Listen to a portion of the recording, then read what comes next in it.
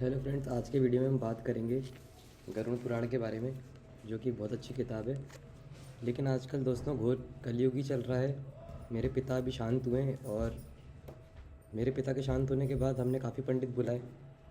फिर आखिर में जाके एक पंडित मेरे घर वालों ने बुलाया, जो न जाने अपनी कौन सी हिंदी किताब लेके आके पूरे घर में पाठ करा दिया। मैं पहले दिन ही समझ गया था कि ये, क्योंकि मैं ये किताब रख के घूम रहा था।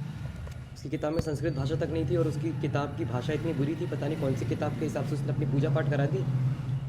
और मेरे घर वालों ने मेरी ना सुनकर मेरे सारे रिश्तेदारों ने उन्हीं की सुनी है। ठीक है, तो मैं नहीं चाहता आप में से किसी का भी ऐसा हो, तो आप लोग भी सतर्क रहिए, सही किताब लाइए। और अभी ये हो गया है कि मैं, क्योंकि मुझे तो पता है गरुड़ पुराण घर में शुरू भी नहीं हुई है मेरे, वो तो अपना कोई सा पाठ करके चला गया, घर में कलेश भी फैला दी उसने। और जब मैं अपना पाठ लेके बैठा हुआ हूँ तो यहाँ पे कोई बैठने वाला सुनने वाला भी नहीं। देखिए दोस्तों, ये है कलयुग। कलयुग में ऐसा बताया भी गया है कि वेद पुराणों का अपमान होगा, बिल्कुल हो रहा है, क्योंकि लोग अपनी अपनी किताब बेच के अपना अपना वो करे जा रहे हैं। और झूठ इतने प्रबलता से चीख चीख के इतने सारे लोग झूठ बोल रहे हैं कि जो सच बोल रहा है वो अकेला है। तो दोस्तों, आप लोग के साथ भी कभी ऐसा ना हो तो बिल्कुल सतर्क रहिए। अपनी संस्कृत की जो किताब है ना, उसको लाइए और हर किसी पंडित से ना कराइए उल्टे सीधे पाठ पूजा, क्योंकि बहुत गलत हो रहा है ये। तो सतर्क रहिएगा। और अब पढ़े लिखे हो आप, तो संस्कृत मंस्कृत थोड़ी बहुत तो जानते ही होगे आप सब लोग। इसलिए हमारा धर्म तो बहुत ही संकट में है, सनातन धर्म। क्योंकि कौन ऐसा धर्म को अपनाएगा जिसमें हर कुछ लिखा हुआ है, क्योंकि किताबें ही मार्केट में गलत बिक रही हैं और कोई सुनने वाला भी नहीं है।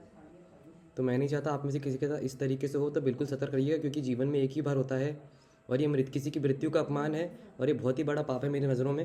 ये जो पंडित कर रहे हो, उसने 80 घरों में कर चुका है ये काम, वो 80 घरों में। तो आप सोचिए क्या चल रहा है दुनिया में।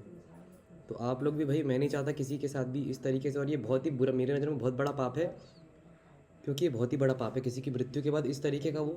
इसमें तो नादान लोगों की क्या गलती है, वो तो विश्वास कर रहे हैं इन पंडितों पे, जो लोगों को मूर्ख बना रही है। उनका धर्म, उनका कर्तव्य है कि सही से पूजा पाठ कराएं, अच्छी किताब तो लेके आएँ।